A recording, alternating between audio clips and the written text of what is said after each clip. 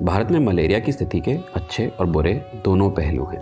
अच्छा पहलू यह है कि सन 1995 में मलेरिया से भारत में लगभग 1200 मौतें हुई थी, जबकि 2018 में सिर्फ 100। बुरा पहलू यह है कि भारत अभी भी उन 20 देशों में से है जहां मलेरिया के 22.8 करोड़ मामलों में से 85% मामले होते हैं। बाकी के 19 देश अफ्रीका में हैं। तो मलेरिया क्या है? ये इतना ज़्यादा संक्रामक रोग है जो प्लाज्मोडियम नाम के एक परिजीवी से होता है।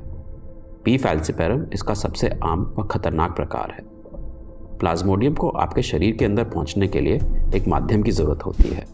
हालांकि प्लाज्मोडियम संक्रमित खून चढ़ाने और मां से गर्भ में पल रहे बच्चे तक जा सकता है, इसके फैलने का सबसे आम जरिया है मादा एनोफिलीज मच्छर। जब मादा एनोफिलीज मच्छर आपको काटती है, फिर डंक से आपके शरीर में अपनी लार छोड़ देती है। इस लार में हज़ारों की संख्या में प्लाज्मोडियम पैरासाइट हो सकते हैं।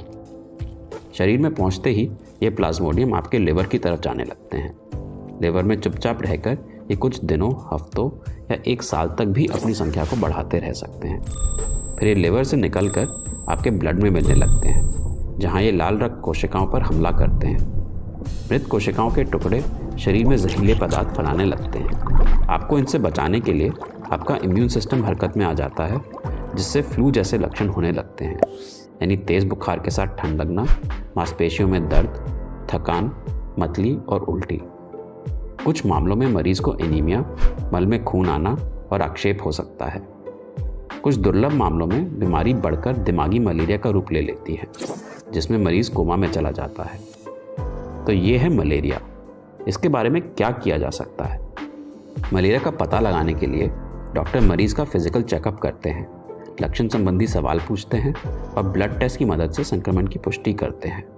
इलाज के लिए कुछ सस्ती दवाएं उपलब्ध हैं जो भारत में अब आसानी से मिल जाती हैं, जैसे क्लोरोक्विन और हाइड्रोक्सीक्लोरोक्विन। हाइड्रोक्सीक्लोरोक्विन को शायद आप पहचान गए होंगे।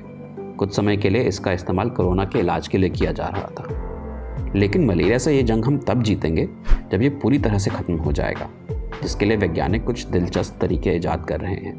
इनमें से एक है वैज्ञानिकों की एक टीम जो मच्छरों की लार से ही मच्छरों से होने वाले रोगों के लिए वैक्सीन बना रही है।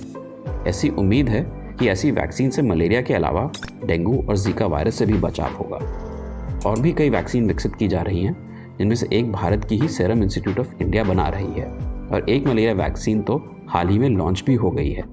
एक अन्य टीम मच्छरों को जेनेटिक रूप से बदलकर उन्हें छोड़ने के प्रोजेक्ट पर काम कर रही है, जिससे रोग फैलाने वाले मच्छरों की संख्या कम होने की उम्मीद है। लेकिन हाँ, जब तक ये प्रयोग सफल नहीं हो जाते, आपको मलेरिया की रोकथाम पर ध्यान देना होगा, जैसे मच्छरों को पनपने और बढ़ने से रोकें, मच्छरदानी का इस्तेमाल करें, हाई रिस्क लोगों का खास ध्यान रखें। इसमें शामिल है गर्भवती महिलाएं, 5 वर्ष से कम उम्र के बच्चे और HIV एड्स के रोगी। भारत सन 2030 तक मलेरिया को जड़ से खत्म करने की योजना पर काम कर रहा है। आप भी इसका हिस्सा बन सकते हैं। कैसे? सही जानकारी फैलाएं, मच्छर नहीं।